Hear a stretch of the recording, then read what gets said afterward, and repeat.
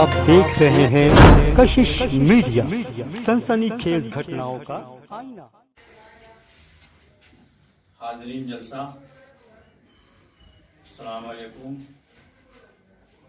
जैसा कि हमारे कशिश मीडिया के मीडिया इंचार्ज जनाब हाजी इसरार साहब ने आपको इस प्रोग्राम के बारे में मुख्तसर सा बताया है।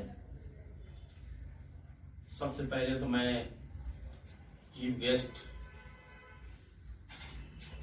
जनाब हकीम रशादुल इस्लाम साहब और दूसरे हमारे चीफ गेस्ट साहब डॉक्टर खुर्शीद आलम साहब MD, इन दोनों का बहुत बहुत शुक्रिया अदा करूंगा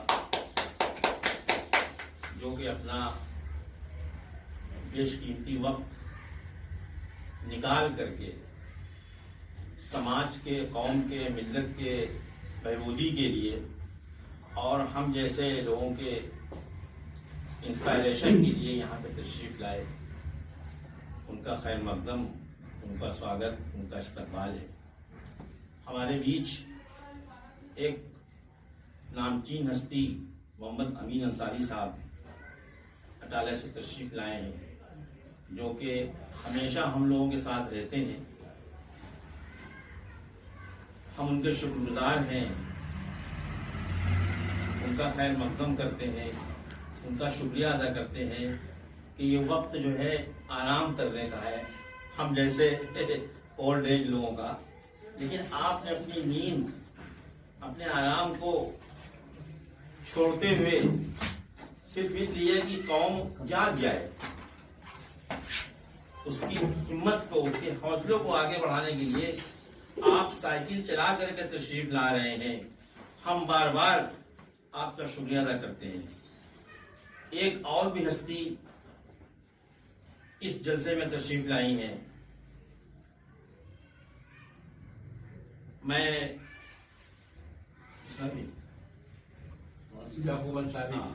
जनाब याकूब अंसारी साहब, ये हर दिल अजीज और सब इनको चाहने वाले हैं और मोमिन कॉन्फ्रेंस के जिला अध्यक्ष भी हैं।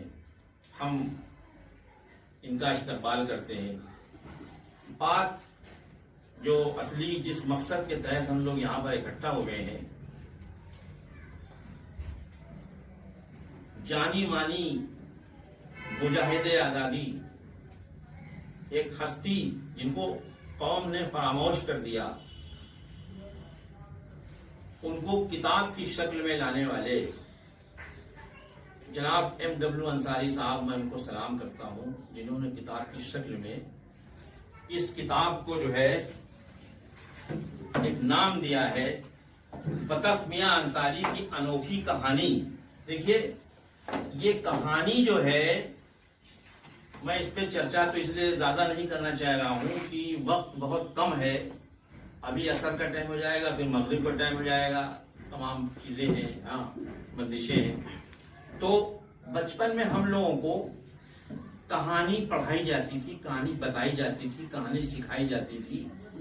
तो वो कहानी की शक्ल में ये पेश किया गया है और इसको संकलन किया है हमारे MW साहब ने, जो कि मध्य प्रदेश कैडर में IPS थे, बाद में DGP होकर के छत्तीसगढ़ से रिटायर हुए और इस टाइम भोपाल में मुकीम है। ये वहाँ पे रिजॉर्ट में इसका रस्म इजरा हुआ था।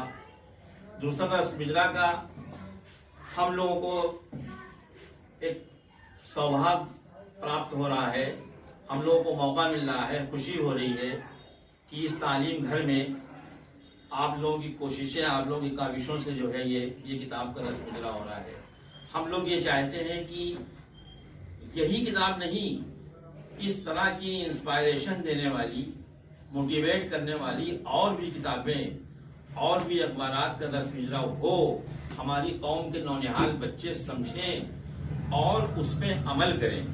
वो बात की बात है कि हम लोग आगे क्या अपना एक्शन प्लान बताएंगे। बहरहाल हम इसका शुक्रिया अदा करते हैं कि MW अंसारी साहब ने इस किताब को हमारे कौम के बच्चों के लिए, नौनिहाल के लिए, नौनिहालों के लिए और दूसरे कौम के लोगों के लिए ये बताने के लिए कि हमारी कौम में ऐसे लोग थे।